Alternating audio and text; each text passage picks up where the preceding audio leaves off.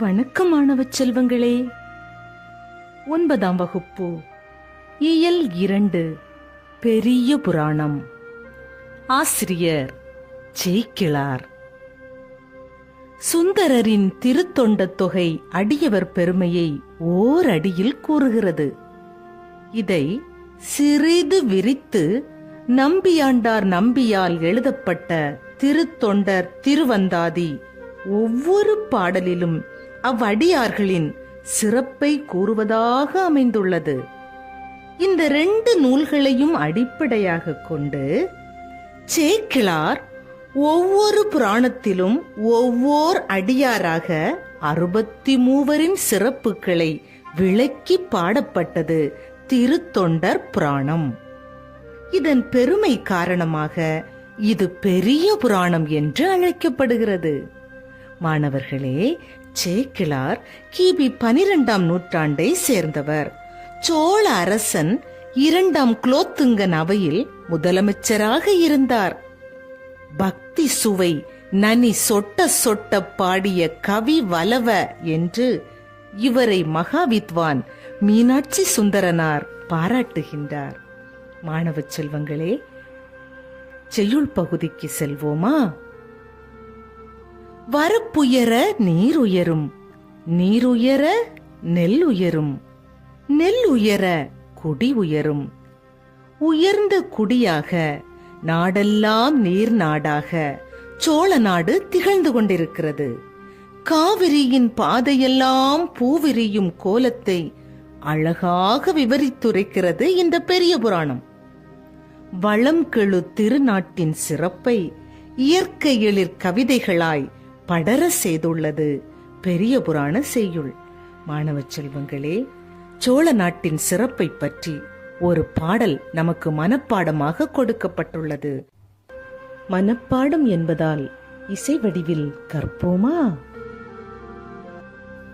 காடெல்லாம் களை கரும்பு, காவெல்லாம் குழை கரும்பு, மாடெல்லாம் கரும் குவளை, வயலெல்லாம் நெருங்குவளை, கோடெல்லாம் மட அன்னம், குளமெல்லாம் கடலன்ன, நாடெல்லாம் நீர் நாடு தனையோவா நலமெல்லாம்.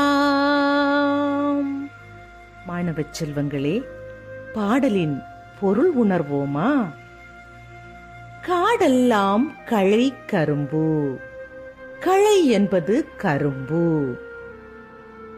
காடுகளில் எல்லாம் களையாகிய கரும்புகள் உள்ளன. காவெல்லாம் குழை கரும்பு. கா என்பது சோலை, குழை என்பது சிறு கிளை, அரும்பு என்பது மலர். சோலைகள் எங்கும் குழைகளில் செடிகளில் புதிய கிளைகளில் புதிய தளிர்களில் மலர் அரும்புகள் உள்ளன.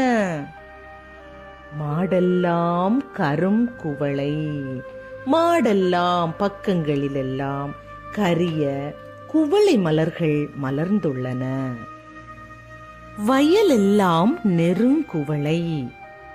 வயல்களின் பக்கங்கள் எல்லாம் நெருக்கமான சங்குகள் கிடக்கின்றன. கோடெல்லாம் மட அன்னம். நீர்நிலைகளின் கரையெங்கும் இளைய அன்னங்கள் உலவுகின்றன. குளமெல்லாம் கடல் அன்ன. குளங்கள் எல்லாம் கடலை போன்ற பரப்பை உடையதாக காட்சியளிக்கிறது. நாடெல்லாம் நீர் நாடு. நாடெல்லாம் நாடு முழுவதும் நீர் நாடு என்று சொல்லத்தக்கதாக உள்ளது. தனையொவ்வா நலமெல்லாம். இத்தகைய சிறப்புகளால் பிற நாடுகள் சோழ நாட்டிற்கு ஈடாக மாட்டா என்று கவிஞர் எவ்வளவு அழகாக பாடியுள்ளார். பாடலின் பொருளை சேர்த்து படிப்போமா? காடுகளில் எல்லாம் களையாகிய கரும்புகள் உள்ளன. சோலைகள் எங்கும் குளைகளில் மலர் அரும்புகள் உள்ளன. பக்கங்களில் எங்கும் கரிய குவளை மலர்கள் மலர்ந்துள்ளன. வயல்களில் எங்கும் நெருக்கமான சங்குகள் கிடக்கின்றன. நீர்நிலையின் கரையெங்கும் இளைய அன்னங்கள் உலவுகின்றன. குளங்கள் எல்லாம் கடலை போன்ற பரப்பை உடையன. அதனால் நாடு முழுவதும் நீர்நாடு என்று சொல்லத்தக்கதாய் உள்ளது. இத்தகைய சிறப்புகளால் பிற நாடுகள் சோழ நாட்டிற்கு ஈடாக மாட்டா என்று பெரிய புராணத்தில் சேக்கிழார் சோழ நாட்டின் சிறப்பை எவ்வளவு அழகாக பாடியுள்ளார் பார்த்தீர்களா?